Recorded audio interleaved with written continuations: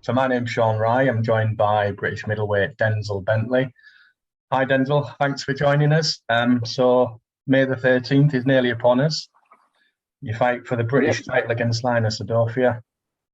It's on Channel 5 live, of course. How are preparations going for that? Yeah, preparation's gone well. I'm happy about it. Like you said, a week to go, so I'm even more happy that it's closer. Yeah. There appears to be plenty of respect between the pair of you. There's not been a lot of trash talking on the lead up, which is quite refreshing to see. It's obviously not dampened the appetite for the fight because I think it's one of those fights that when it came out, people were a bit skeptical. You know, when it gets ordered, sometimes it doesn't always come off. But here we are. It's going to be happening. How quickly were you happy to accept the fight? Was it something you wanted? Yes, as soon as it got put to me, I accepted it. Really, I didn't really, have any doubts or anything about it. So as soon as it got put to me, especially because of the fact that it was for the British as well, I thought, you know what, let's go. That's where we are. So let's go. So I'm happy. I'm Yeah. happy it got made. I'm happy it was easy to make on both sides. And like you said, we're here now, so it's good. Yeah, I mean, obviously, you've won the British title before. You've been involved in British title fights. You've got the edge in terms of that little bit of experience. Do you think that'll have a bearing on the fight? I think it's just a matter of them styles, matchups. You know, he's.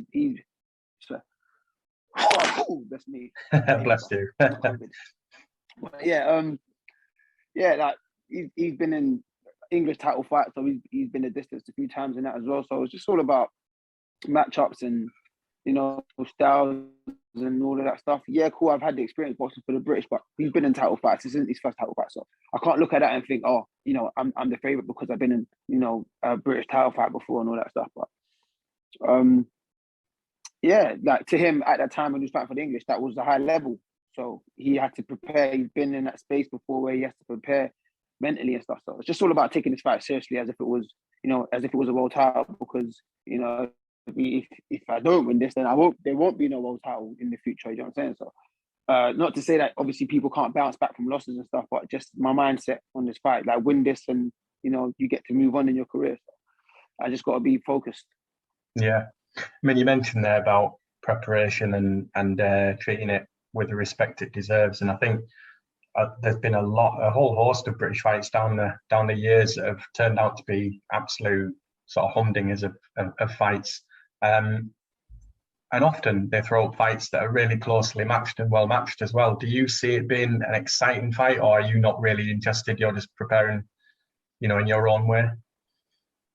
Yeah, no, I can see having the potential to be an exciting fight, but I think at the end of the day, it's all good and well predicting what could and what couldn't happen. But we both got to get in there and feel each other out, and then kind of understand what's going on before we go at it. It could just catch fire straight away, or it could take a while. But I've just thought about what I want to do, and not really about what he wants to do. I'm going to not allow him to do what he wants to do, kind of thing. Yeah. You mentioned yourself about losses, and we always say in the industry that a loss sort of shouldn't define a fighter or their career. How was it for you in the sort of immediate aftermath of having your first defeat? Was it difficult for you to take? Did you think about any adjustments, or was it just a case of dusting yourself down and getting back in the gym? A bit of everything, really, a bit of both. Like, of course, like there was adjustments to be made, there was things to work on and stuff.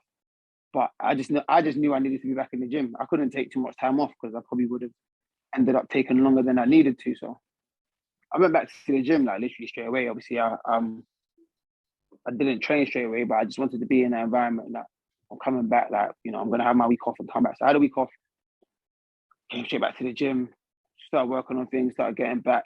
Of course, it's frustrating. You're upset. Everything's a bit, a bit more. I don't want to say emotional, but a bit more. You got a bit more emotion when you're training because you're thinking, I want to get back. I can't believe that happened, whatever. So it's just a bit of everything. And then obviously as time goes down, you work on things, you're getting better within yourself. And then it's just time to have another fight. Well, for me, it was time to have another fight and come back. And I don't really like even when I see other fighters lose and they just disappear for like a year, I don't particularly like that. Of course, it's not my choice, it's not my decision. Obviously, everyone lives how they want to live. Maybe the fight took a lot more out of them than it may have seemed. But I'm not really a fan of, someone losing and then taking the whole year off and not boxing for the rest of the year. I want to see you get straight back in there, because you can't just let people forget about you or forget who you are. Because then it's like you're coming back again. Where it's like just continue the momentum, like win or lose, like just keep going. Yeah, I think that's fair and testament to your credit, really, that you didn't give yourself an easy touch. After that defeat, you got straight back in against a really reputable opponent and finished off in style. That must have given you some confidence.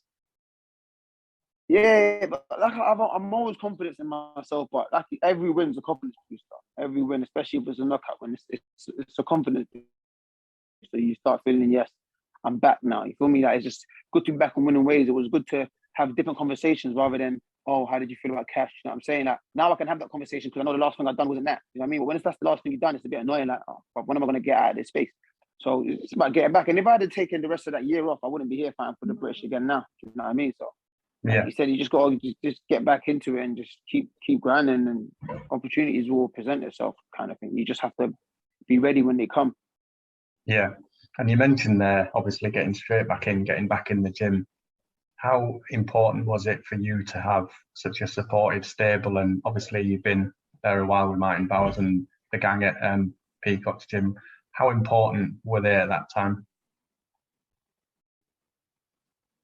Oh, it's very important. It was very important. That was a part of the reason why I got back in the gym. You know what I mean? Just because I knew everyone was still on my side, still on my corner. No one was kind of turning their back towards me or giving me sour looks. Everyone was like, look, listen, I know you were in there, but we lost as a team. And it's like, well, I can't let these guys down. Do you know what I mean? I know it's for me, but of course, like sometimes you just need that extra bit of reason to carry on, whether it's, teammates, family, kids, whatever it is. Like you just look around and be like, right, everyone's in my corner, like no one's turning their back on me. Like I can't let these guys down. I gotta keep on marching on. You feel me? I gotta keep pushing forward. Yeah.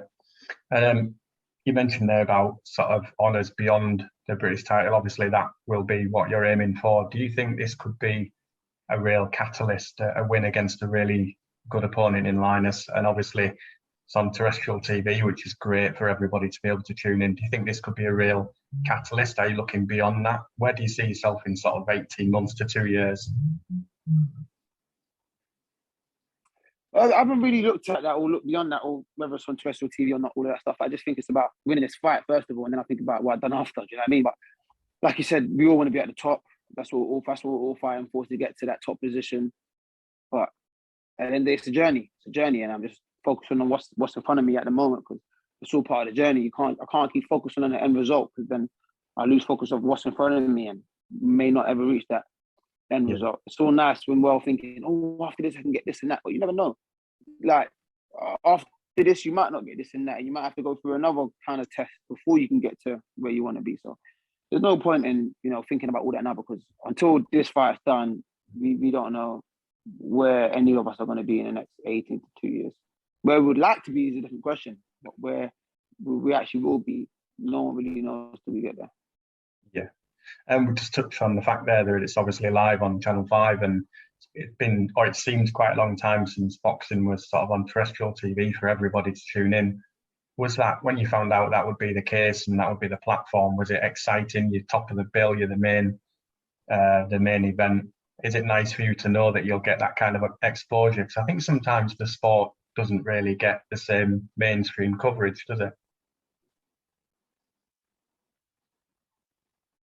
It doesn't get the same mainstream coverage now, you're right. But was I excited? I wasn't excited. I'm happy about it, but I wasn't excited. Like, oh, Snap Channel 5 is just like, wherever it is, that's where it's going to be. Do you know what I mean? Like, and even if it wasn't, probably end up on YouTube with a few views anyway. You know what I'm saying? Like, you can watch it anywhere, but you're right about like it being available to everybody live, like on a channel like Channel 5, because no everyone's got Sky Sports, no everyone's got BT Sports, no everyone's got The Zone, or whatever other channels there are, even Box Nation.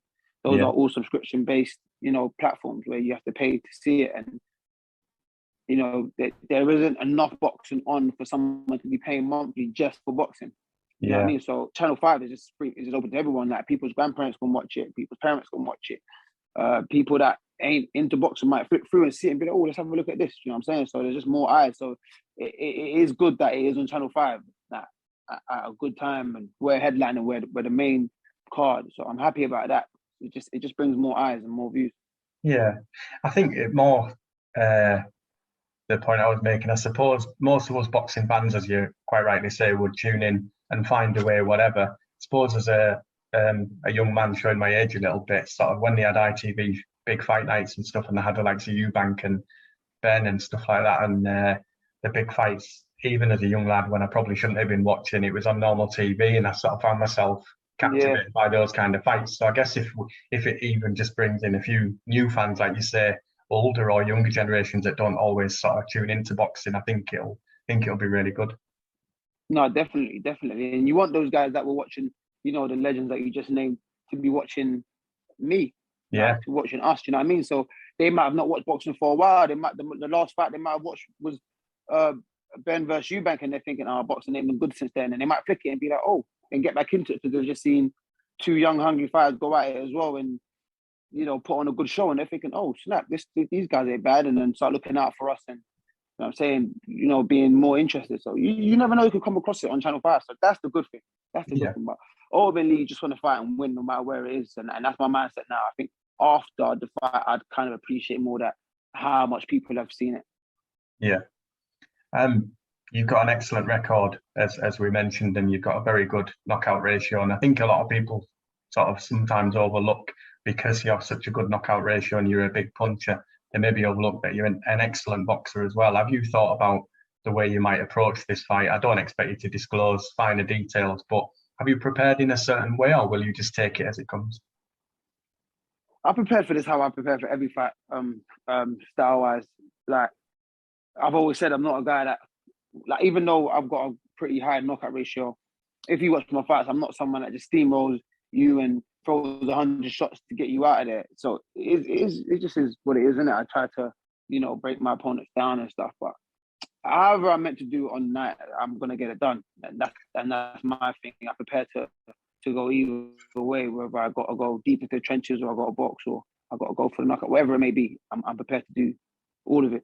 But what people think ultimately at this stage right now, it doesn't really matter to me no more because if you don't knock no one out, you can't punch. If you knock everyone out, you can't box. So it's like someone's always gonna have something to say. So the more you keep playing to everyone else's tunes and trying to listen to what they're saying and trying to prove them, I can do this, I can do that, the more you're just losing focus of what you actually need to do. So however you get the win done, just get it done. That's how I see it. Even if it's scrappy and you know you didn't show anything, get the win because then you move on. Like for example, not to throw names up, but like Lawrence Okoli, like everyone says, "Oh, it's a hugging fest" or blah blah. He's a world champion, earning a lot of money. So the winning's obviously better than what everyone else is saying. So Yeah, exactly. No, you're exactly right.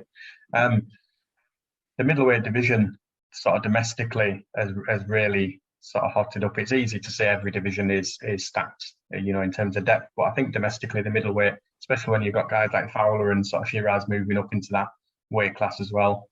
You've got a couple at the sharp end, if you like, in Liam Williams and Eubank Jr. Do you ever allow yourself to look at some of those guys domestically and think, does that whet your appetite looking at those guys, or are you just focused on progressing yourself as a fighter? no, in general, yeah, you look at all those guys. That's the competition, isn't it? So of course, if that's the competition, you're looking at the competition and you're thinking, you know what, I could do that fight. I could do that fight. They're all potential fights. So of course, you look at it like you can't just turn around and be like, I'm not worried about them. No, I look at all of them and I know all of them. I know about all of them very well, kind of thing. So yeah, but like I said, I've got to progress myself, also progress myself. So it's a bit of everything, a bit of both. Like you can't just say, forget about them and focus on myself. You can't just be like, I want to focus on them and forget about focusing on yourself. So it's a bit of both. You've got to know who's in and around your division at the level of time that you're there. You've got to focus on progressing and being better than everyone else in that division. And then when them facts come up, you already know about them rather than having to go back and do research. Obviously, there isn't much that I don't know about them. Yeah. Speaking of research, is there anything you've looked for in Linus's game that you're keen to exploit? Have you had sparring partners, for example, that might mimic his style, or is it more been about your own attributes and making sure you're ready? No, I don't really want sparring partners and stuff to mimic his style because at the end of the day, every fight's different. Every fight is different. Like what I might have seen him do in one fight, he might come out and just not do.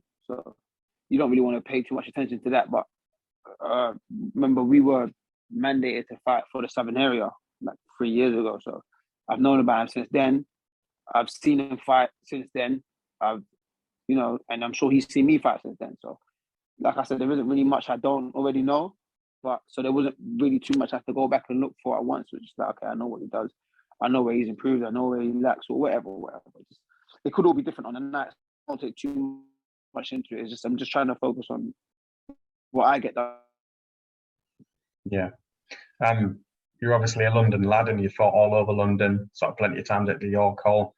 I don't know if I'm right in saying I don't think you fought at the O2 before. Are you expecting plenty of support behind you?